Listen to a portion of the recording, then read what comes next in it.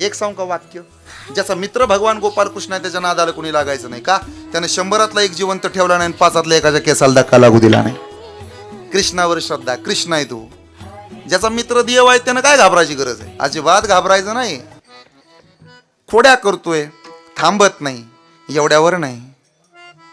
घरात असला तर घरच्यांना वेड लावायचा, आणि जर गावात गेला, गवळणी जर पाण्याला निघाल्या तर त्यांना सुद्धा त्रास द्यायचा. ओरडतच यायचा गवळणी सांगत सांगत. यशोदे परवा लामूच्या घरा, त्यात एक बोबडी गवळण होती.